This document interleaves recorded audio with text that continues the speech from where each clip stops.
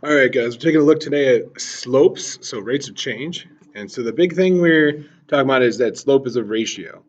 All right, it's the change in the vertical quantity over the horizontal. So like we talked about before, the dependent or over the independent, the rise over the run, or delta, which is another word for change, the change in y over the change in x. Okay.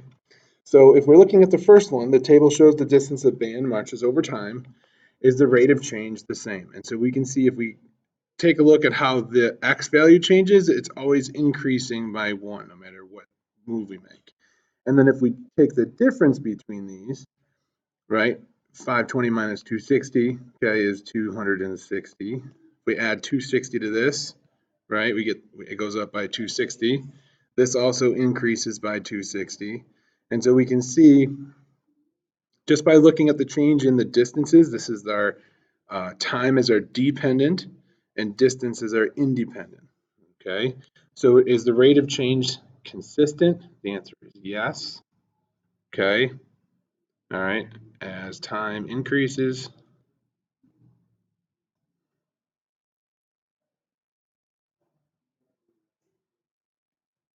okay, by 1 minute, the distance increases 260 feet. This change represents what we just talked about, right? The time in minutes,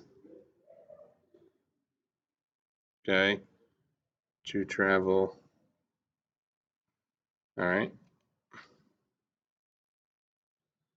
Well, the rate of change represents, we would say like time versus distance, okay? Meaning that as time increases, we just wrote it up here, okay?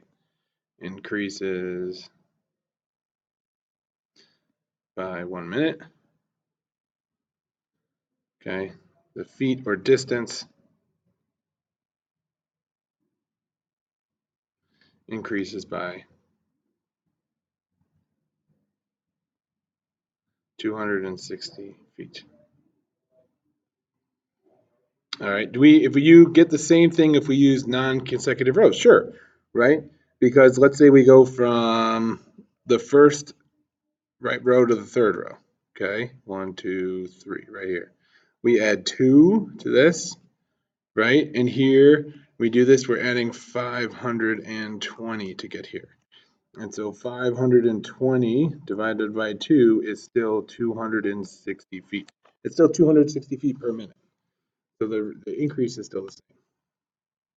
What's the slope of the following lines? Remember, slope, right, is the letters M, and that stands for the rise over the run. So all we're going to do is count how to move from this first point right here, okay, to the next point.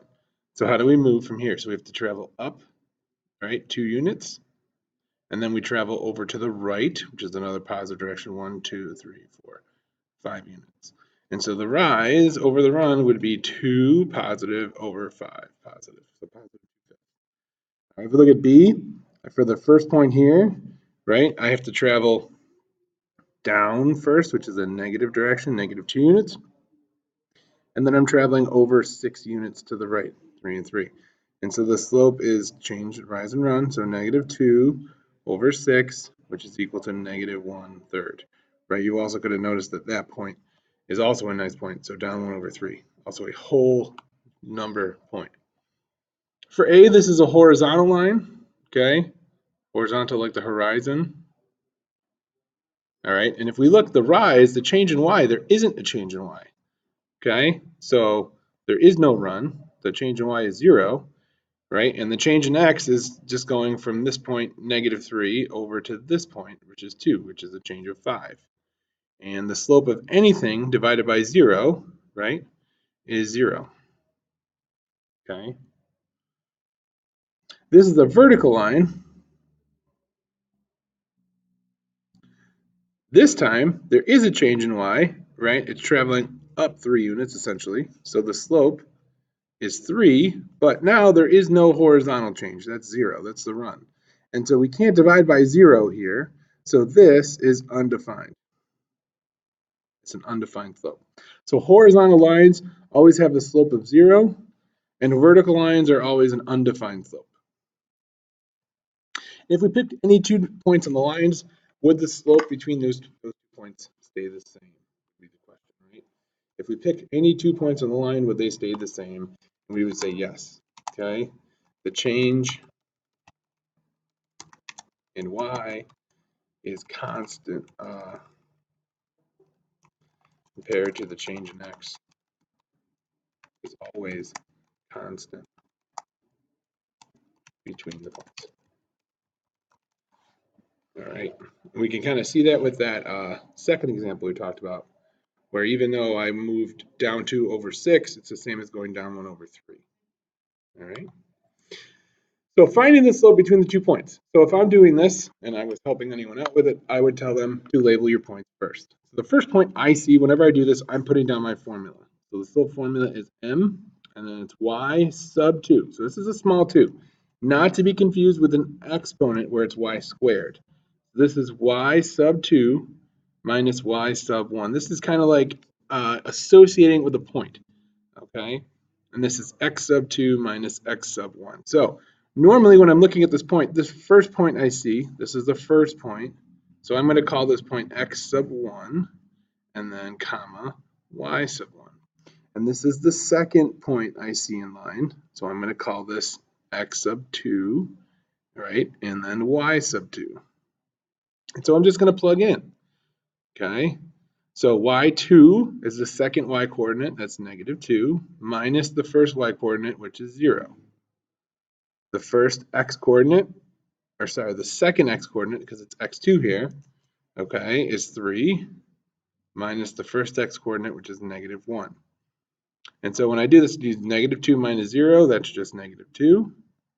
And this becomes a plus a positive because it's a double negative, 3 minus a negative 1, so it's 3 plus 1, which is 4. And if we reduce it, we get negative 1/2, and that is our slope.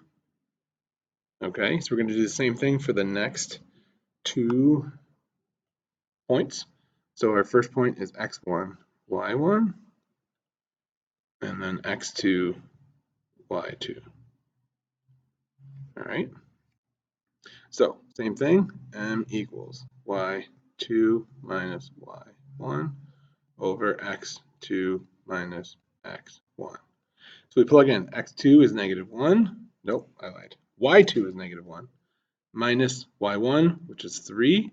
Go to the second point. The x coordinate is 4 minus the first x, which is 1. So I'm negative 1 minus 3. Same sign, we add and keep the sign, so negative 4. And then 4 minus 1 we subtract and keep the sign of the larger, and we get negative 4/3. All right, number 5, a little bit tricky. If the coordinates of 2 points are given, find the value of y if the slope between the points is negative 5/2. So if we start with my formula, here's x1, y1, and then x2, y2. Okay, got some commas there too. So m equals y2 minus y1 over x2 minus x1. So y2, now instead of writing m, all right, I know what the slope is, so I'm just going to plug it in. So negative 5/2, the negative, it's going to go with one of the 2 numbers, it doesn't matter which. I always put it with the top number, just out of habit, is y2, so that's 9, minus y1, which is y, over x2, which is 1, minus x1, which is 3. And this gives me negative 5/2, which is equal to 9 minus y over negative 2. And what I can do from here is I can cross multiply. So I can take the bottom of one and the top of another. Okay, and I'm going to move this up here. So negative 2 times negative 5 is 10.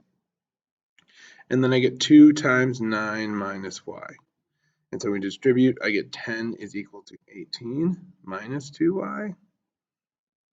I subtract the 18 to get negative 8 is equal to negative 2y. and then I divide by -2 to get 4 is equal to y. And that's it. And if you really wanted to, like you could say the rise over run and like that kind of stuff. You can always plot the points too and count this that way, but that's how we're finding it algebraically. And do the points lie on the same line? How can you tell if they're on the same line? Okay, then the points should all have the same slope.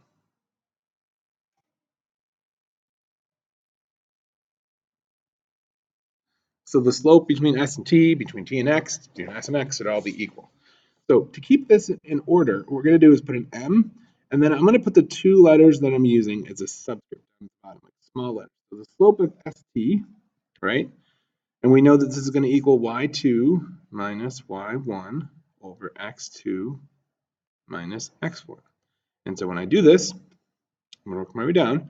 I'm going to take the second y, so from my point, here's the second point in line. So the second y value is 2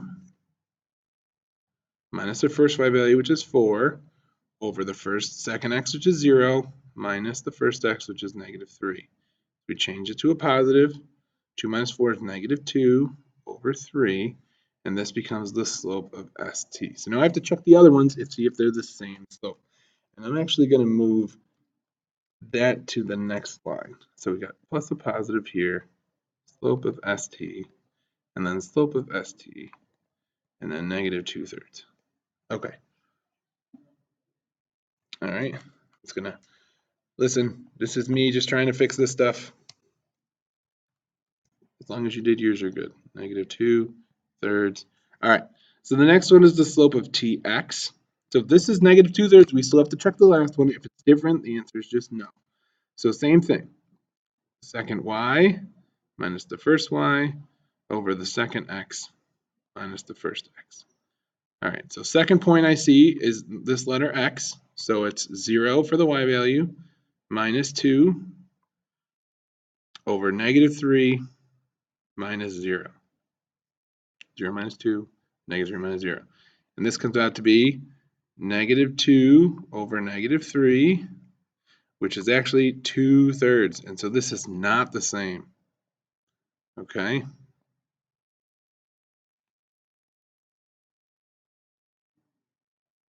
It's not the same. It's -2/3 here. This is positive 2/3. So on the same line, we say no. Okay? Not on the same line.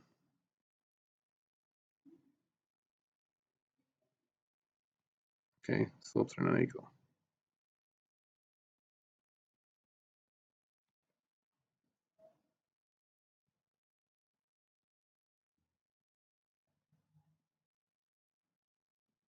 All right, that's it. And I'll see you guys tomorrow.